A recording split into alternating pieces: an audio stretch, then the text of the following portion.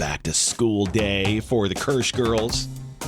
So since today is National Relaxation Day, you get relaxed the most when the girls go back to school, right? Oh, 100%. Like, I don't have to deal with anything anymore. Woo! Well, Mrs. Kirsch works from home, and, I'll spend a bunch of the day at home, too. And look, when they're home for the summer, the problem is, like, kids, when you and I were kids and it was summer, you probably were outside, you rode your bike to a friend's house, right? That is correct. Yep. Some kids do that, but I swear they just don't do that anymore. Makes me really sad. It's like, hey, why don't you go hang out with friends? Oh, I'm talking to 6 of them right now on Snap or why whatever. Don't you, go hang out with them? Right. That's what I keep saying. So they're always there. They're at the house. My God, they eat so much. And they always need something. So I'm like, this is going to be relaxing.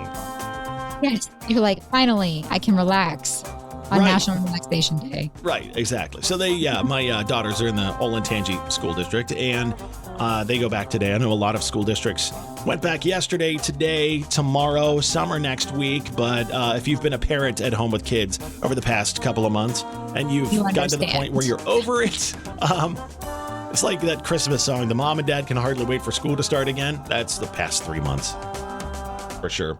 How do you really feel over there? What are you doing for National Relaxation Day? Dreaming of my Disney trip, because weirdly enough, Disney relaxes me. 20,000 steps a day in 95-degree heat, that is relaxing. Yeah, it is to some people like myself. 90 minutes in line for Peter Pan's flight, which is a 45-second ride. I would never wait that amount of time for that. Nice, relaxing day. Do you have to ruin everything? Kirsch ruins everything. That needs to be a thing. They have beer at Epcot. I usually do drink in line, actually, at Epcot. So that's a hack for you if you ever want to go. Hopefully you can enjoy National Relaxation Day today. All right, Emily, I'm going to share a story with you this morning that happened to me and Mrs. Kirsch over at Bridge Park in Dublin this past weekend. It's Kirsch and Emily, New Country, fewer commercials, New Country 103.9, because I want to see how you would react if this happened to you. Have you been over to Bridge Park? Yes, many a time. Yeah, I mean, it's great. We were there on a date night this past weekend, and I don't know why this popped into my mind this morning that this happened. But it was a weird experience over there. We went and had, a cocktail, and we're walking around. We walked the bridge for a little while. I mean, it was a beautiful night and everything else. Then we were walking through whatever the main drag is there through Bridge Park, where, Urban Myers is, and what else is there? Kitchen Social, and, just that main street, Pins and everything. There was a group of guys that they just looked like they were up to no good. That's the best way that I can put it. And they were just standing around looking at people. And as she and I walked along, it was kind of just the two of us. There was no crowd around us or whatever. The one comes walking out, grabs my arm and goes, "Hey man, we need to talk." What would you do in that situation? Like, if somebody came up to you, I don't know if they do that to a woman, but they did that to us. And we're like, "Hey man, we need to talk." What would you do? I don't know how to answer that. Is that weird? That's very weird. What would your husband do if somebody walked up on him in a situation like that? He would tell them to back off. And yes. He would tell them to back off. Is that the words he would use? Actually, yeah, I do think he would use those words. You know what? So here's what I did. It was really weird. Those aren't appropriate for radio, okay? Yeah, well, I mean, he grabbed my arm and he's like, "Hey man, we need to talk." And I just looked him dead in the eyes. Now he's shorter than me. He probably came up to about my shoulders, right? I just looked him dead in the eye and I was like, "I'm going to tell you right now, I am the last person you want to have a conversation with."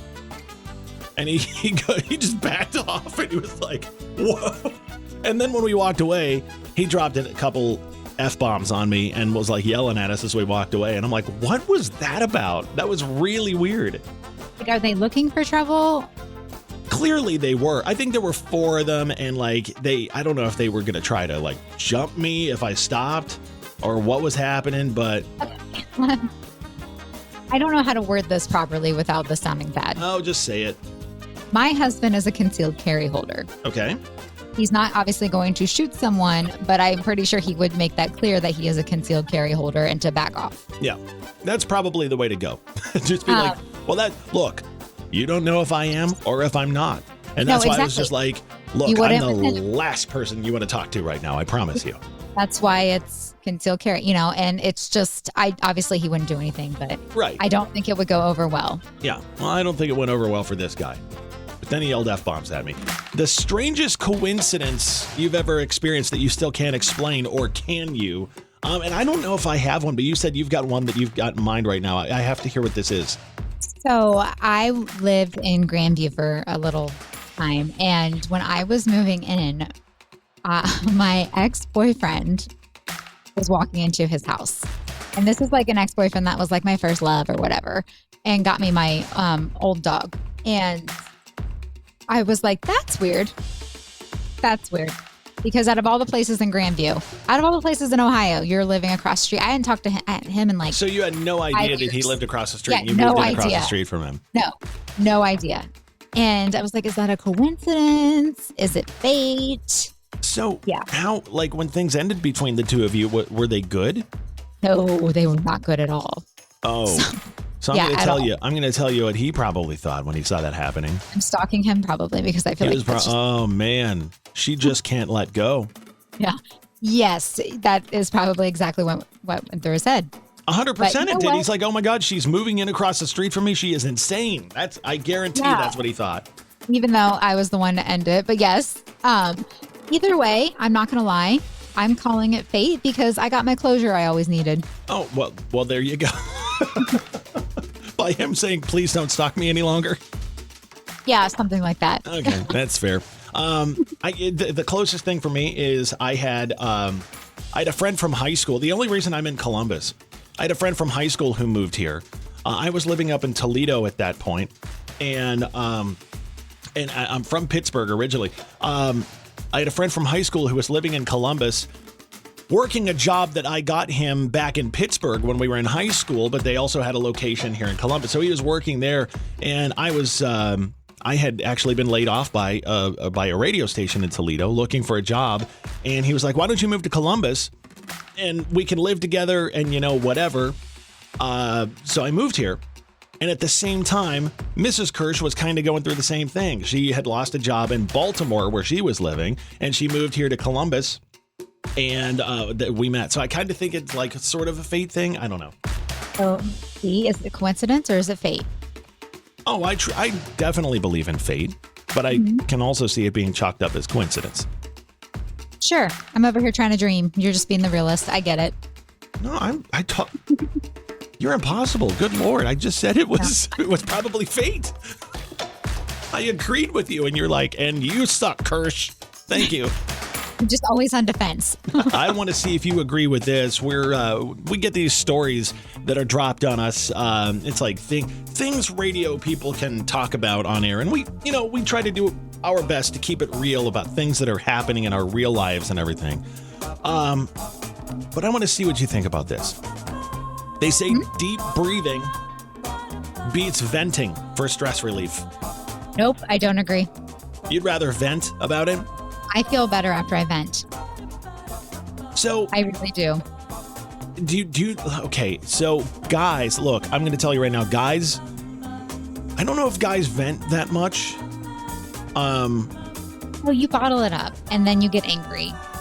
Yeah. Because you decided to bottle it up. Yep. There you go. And not discuss it.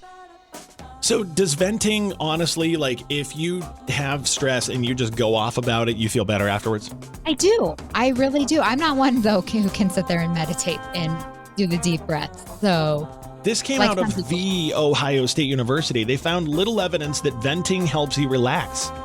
The researchers right here in Columbus are calling bull on you. It just makes me feel better. In some cases, they say, venting even increases anger. I'm releasing it by venting. Releasing it by increasing it? I like it. The researchers concluded that calming activities like deep breathing or meditation are way more effective. Oh. Next time you're mad about something, we're just going to get on air and I'm going to be like, okay, I'm going to breathe, you're going to vent. Yeah. And guess what? When you're meditating, I'm sitting there thinking about everything. So I should just vent anyways. Ventilation. That's what you can do. You can meditate and vent at the same time. Clearly didn't survey me, okay? They didn't research you at Ohio State. It's Kirsch and Emily, New Country, fewer commercials, New Country 103.9. She's about to go off. Get ready. I don't understand. You just put it, like Emily and I have our plan for the show every morning. And usually we're both in on what we're talking about, what we plan to do and all that kind of stuff. This one, I don't even know. You just wrote the Amazon apocalypse, and I don't know what this is. So if you ever have to defend yourself in a zombie apocalypse, but you can only defend yourself with the last thing you bought on Amazon, how screwed are you? Hold on a second. I actually want to go back to... I'm glad this is actually pretty funny because I'm going to go back and look at my purchase history on Amazon. I want to tell you, I'm going to go through mine and, I'm really screwed. Does a pre-order count? I mean, it might not be here in time if it's a pre-order, right? I think I'm more screwed than you, but what was your last thing you bought on Amazon? So if we're counting pre-orders, it's the Kelsey Brothers A Little Golden Book. I mean, you could smack a zombie with that, I guess. True, but that, I don't know if it might not be here on time. So otherwise, it's a spray bottle for cleaning. Mine is a complete dermaplaning set. Like, what on earth? Like, well, this is this is on the Kirsch household Amazon account. So I don't know if this is Mrs. Kirsch or one of the girls that bought this. I don't even know what that is. But figure it out to fight some zombies. That's for sure. What is this? What is it? It's for your face. It's a whole thing. It's a whole thing? Yeah, it's skincare. But I mean, you would try. Well, there's like face oil. Maybe I could squirt it in the zombie's eyes or something like that. Like people should text us their answers. Seriously, what's the last thing you bought on Amazon? Text us 99103.9. We want to see who has the best thing to defend themselves in a zombie apocalypse. We're so screwed. Yeah, we are totally screwed. Might save me, okay? Because as soon as I turned on the mics, I heard you go or whatever that was. Do it again. I want to hear it. What was that? Good. Let's keep going. TikTok, ruining life. Okay, let me ask you this. You have TikTok, but you don't use it, right? Correct. Don't know how. What do you mean? Like, how do you not know how? You just post or scroll just like you do on any other socials? But if I was to post, I might need a class. Okay. That's fair. They did a study that found half of young people are unhappy with the way they look because of TikTok, and I could see that being the case. Social media in general, I feel like, yes, absolutely. What was it when we were younger? I'm trying to figure that out because, look, we've always sort of had that where you have this ultimate body image, an ultimate image coming from somewhere. Was it magazines? Yes. Magazines. Yeah, that's all I can really think of. What were your go-to magazines when you were like 15? J14. What was it? J14. J14? Yes. I don't know what that is. I've never ever heard it. Was it on the shelves at the grocery store? Where did you get it? Yeah. Yeah, actually, that's correct. How old were you before you were allowed to pick up an issue of Cosmopolitan? Never. Never? Wasn't there like a teen Cosmopolitan? I think there was. I think it was basically Cosmo without all the sex stories. 17. Yeah, J14, Tiger Beat. Yeah. I loved J14. Trying to think. Loved it. It's sad because a lot of this, like how you look and body image and everything, isn't pushed on men or boys as much as it does on women and girls. But it is definitely out there. And I'll tell you right now, because all I do as a guy in his 40s, all I get is targeted ads on Instagram and stuff now that are like, hey, fatty, you need to look better by wearing this shirt or these shorts or whatever. And you know what? I bought them. And I look the same. I need you to screenshot that ad that says that to prove it. It's basically that. Like, I'm paraphrasing. Uh-huh. But there are videos where the guy comes on, he's like, well, my big old belly, and my wife was like, you look terrible. Now she can't keep her hands off me because I'm wearing this shirt. And I'm like, well, I'm going to buy that shirt. Nothing changed. Oh, you're easy to sell. Got it. Instagram ads get me bad. I think that's the male version. J14. Do you still have any issues of that laying around anywhere? I want to see it. See if I do. Search the basement or whatever you want to do.